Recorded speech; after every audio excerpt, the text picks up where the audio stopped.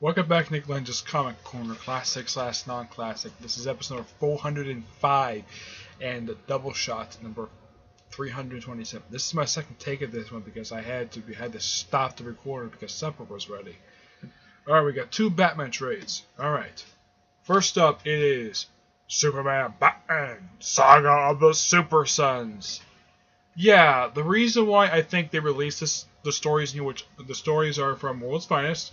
Issues 215, 216, 221, 222, 224, 228, 230, 231, 233, 238, 242, and 263, with a story from Elseworlds 80 page number 1. The only reason the reason why DC decided to release this now was because of the successful launch of the Supersons comic book currently done by Pierre J. Tomasi and Phil Jimenez. So DC is like, okay, we have this current book, Supersons, and some people are like, well, this is not the first time we've actually tried to do this, though it's actually the first time in continuity of the action this.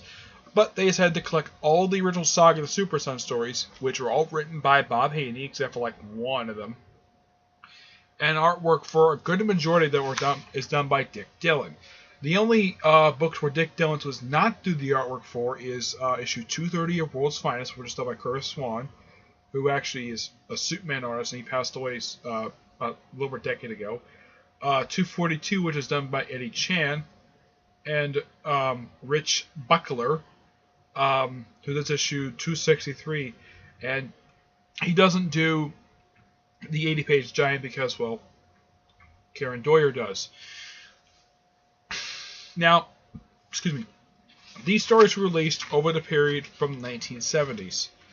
Yeah, all these stories are pretty much printed originally in the 1970s. Yeah. Let's see if I can get to the page here. Get to it. Here we go. Stories coming out from 1972 to 1976 and 1980. And, of course, the last story coming out in 1999. Yeah. So, even though, yes, it's called Superman Batman, mainly because, well, they did that because that's how the stories originally were published. Here's what the covers looked like back then. Yeah, look at this. Here are the covers for every single issue that appears in this trade. I don't know why they decided to put in the back of the trade for, which I'm thinking, that is actually quite strange. I have no idea exactly why they did this for, but they did.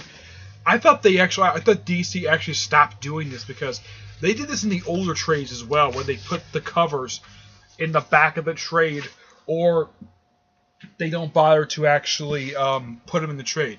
Now, Bob Haney is famous not only for doing the Saga of Super Son stories, but he's also known for creating this character right here.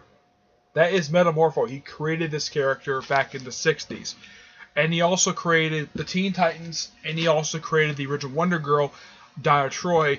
Though I've heard the reason why he created it because he saw a character that looked like her and thought that was Wonder Woman's sister. Basically, that was something for the cover, and it was just a younger version of Wonder Woman. Basically, the character was created by mistake. Now, for these stories, all but one of these stories is written by the late Bob Haney.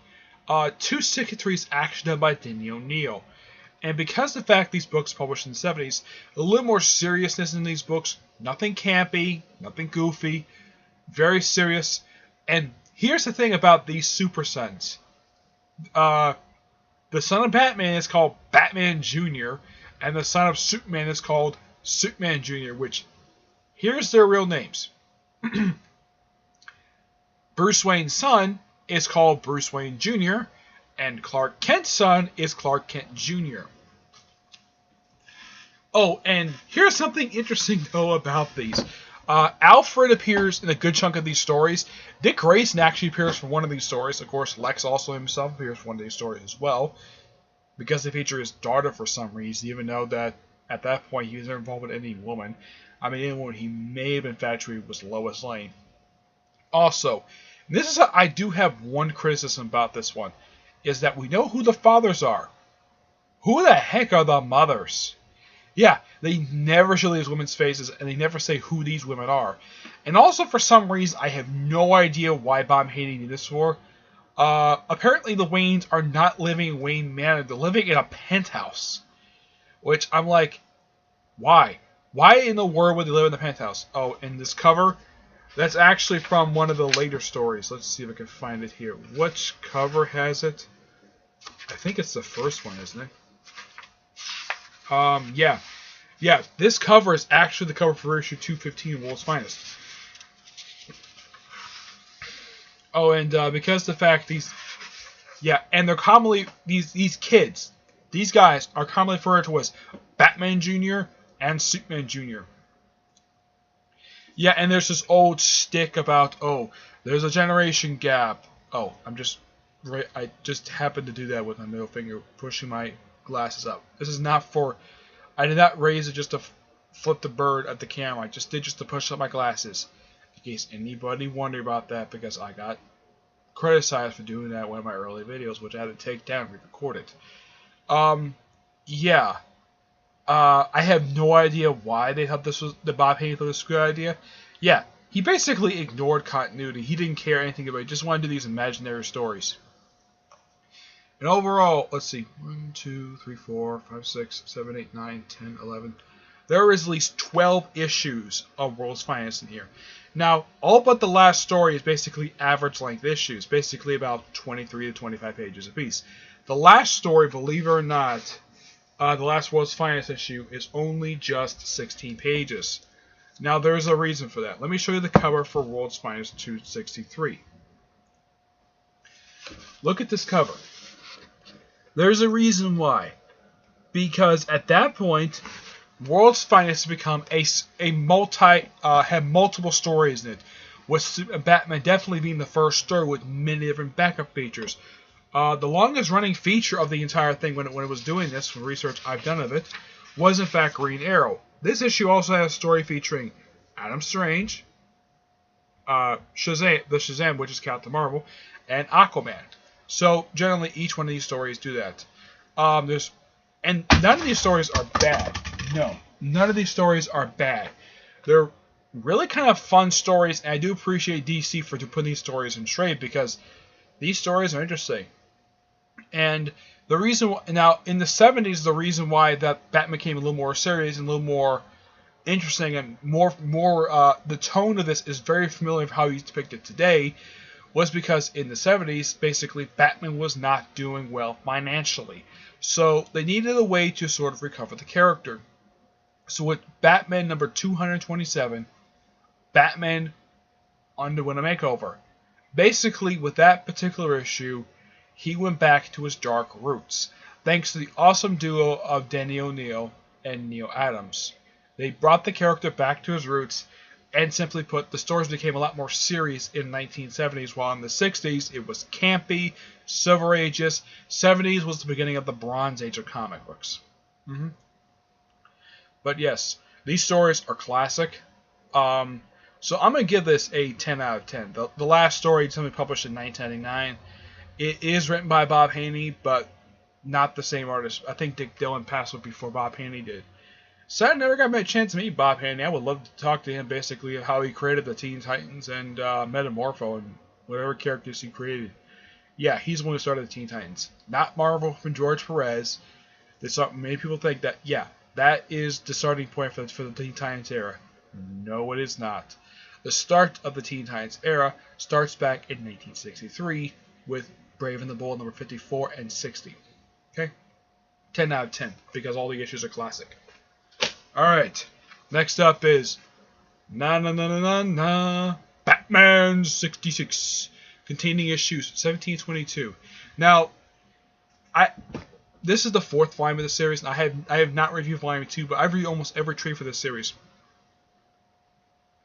But this trade contains issues 1722, Batman 66, and of course Lost Episodes. I don't remember if I reviewed this trade or not. I have no idea. I had to look. I didn't have time to look it up because I've recorded a lot of episodes for this series, so I don't remember if I reviewed this particular trade or not. But yeah, in this particular thing, we see appearances by King Tut, the Archer, which is basically, from what I researched I've done of him, he's actually a Superman villain. Let's see, we have Leonard, Lord Frog. There's a character named Penelope P-Stop. Basically, yeah, when I look at her, she kind of looks like Daphne from Scooby-Doo. Let's see if I can... that's a good picture of her. Let's see here. Where is she? Here she is. Yeah, the way she's dressed, if you take away the hat, she has the same attire, same clothing of attire, like, she's kind of drawn like she's Daphne for some reason. I have no idea why. Now, while Jeff Parker is writing the majority of these stories, Mike W. Burr, Tom Purr, and Rob Williams. Rob Williams is the current writer of Suicide Squad, though I've heard he's going to be going to All-Star Comics, All-Star Batman soon. With our work in here, I'm going to talk about the last episode in a minute. The artwork in here is done by Joe Parado, Michael Avon Oming, Scott Kowalk, David Bullock, Richard Case, Leonardo Romeo, Ruben Percapo, and Sandy Jarrell. I think it Jar-El. With all the covers in here done by Mike and Laura Aldred. And yes, the Joker does do this in here. Not much for first in here, with the exception of Lord Frog. For the 6 issues in here, not much for first. It's more just more stories for the series. Now I'm gonna talk about the last episode in a minute, but the stories in here are actually really good. The artwork is done fantastically by all the artists in here. Oh, some of you might be asking, yeah, this is the Joker from the Batman 66 TV show, and he's played by the late great Cesar Romero. Some of you probably are curious of why in the world, and the artwork never, the book itself never explains the reason why for this. You look very closely at the Joker, he looks like he has a mustache. There is a very good explanation for that. The explanation is this: Cesar Romero refused to shave up his mustache. It's the thing with Italians where I've heard that they refuse to shave off their facial hair. Yeah, apparently a lot of Italians, very stereotypically, or at least a lot of from what I've heard of, basically are very fond of their mustaches. So they refuse to shave them off. So simply put, his mustache goes right through. That is simply the whole reason for that. Now, the Lost episode. This episode was originally written by the late Harlan Ellison, who some Star Trek fans will know as the guy who wrote one of the best episodes of the original series. Despite its many rewrites, it was still a damn good episode. The City on the Edge of Forever, a classic episode. And this guy also, I think he did also episodes for the Twilight Zone and mini-or sci-fi shows. The guy was a fantastic writer.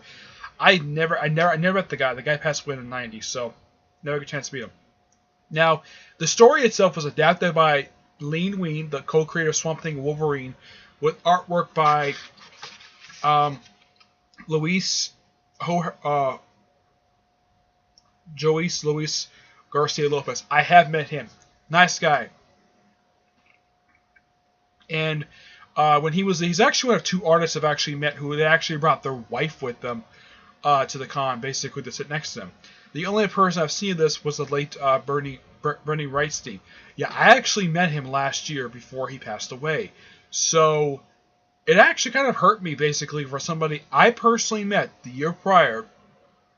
And when he passed away almost 3 months ago, the day he passed away was the day my sister got married.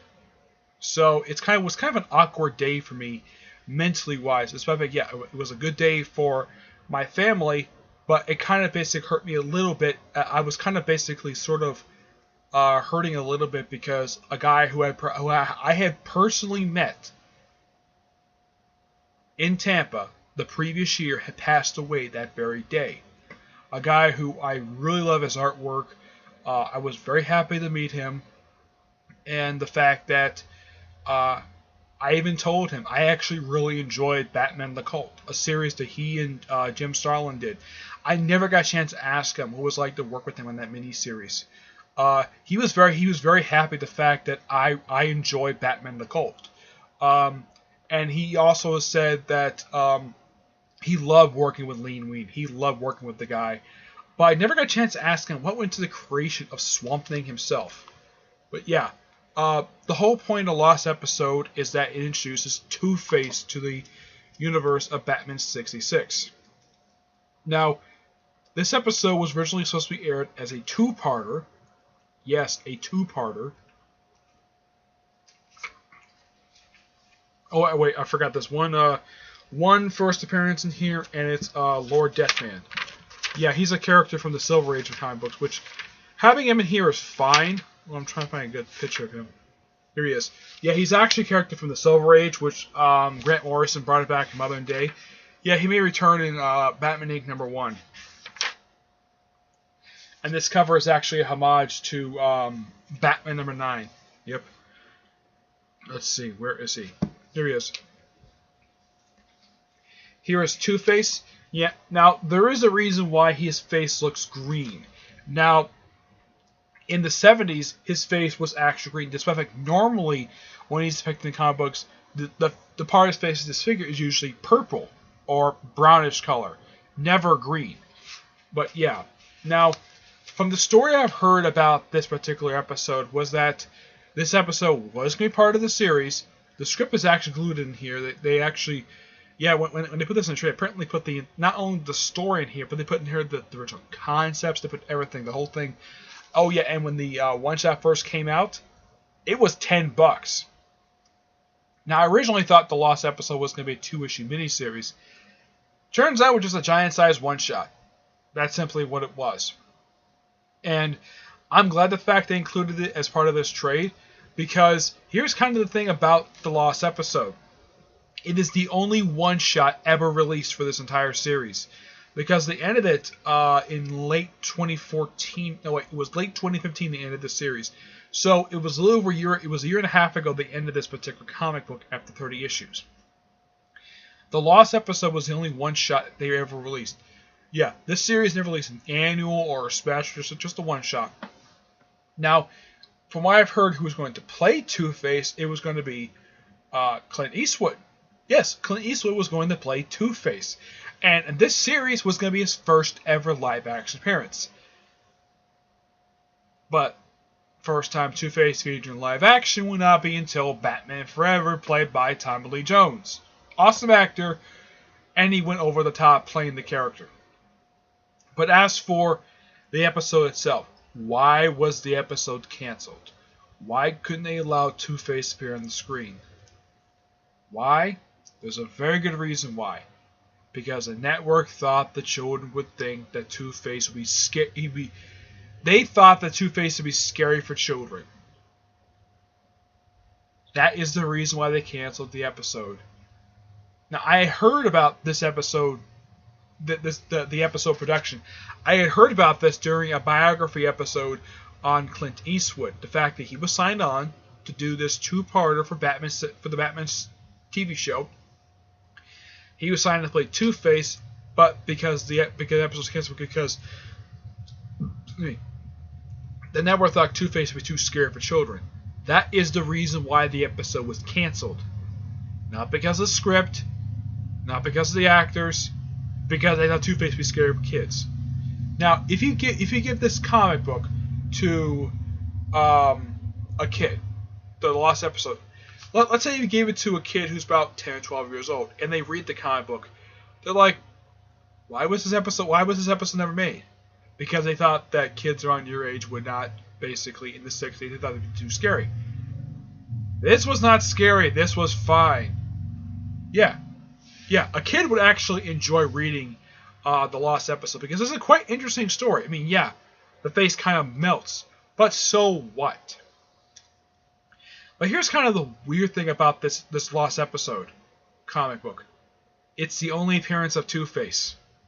No, seriously, it's the only appearance of him in this entire universe. As far as I know, he never appeared in Batman 66 comic book. And also, as far as I've heard, he made a physical appearance in the crossover miniseries that Batman's doing now. I've heard the reason why they ended this because they just wanted, as far as that Jeff Park wanted to go with the book. That's why I think he was not the only writer, but he was the main writer while having a few different writers in the book. So now basically all they focused on is basically crossover miniseries, which first they did it with Man from Uncle, and then they did it with Mr. Senior Appeal, and now currently with Wonder Woman 77. But the issues in here are really good. The last episode is really good. It plays out like an actual episode, like they would have played an actual episode of the actual show itself. And I do praise them for including the original script in here. The script itself is not very long.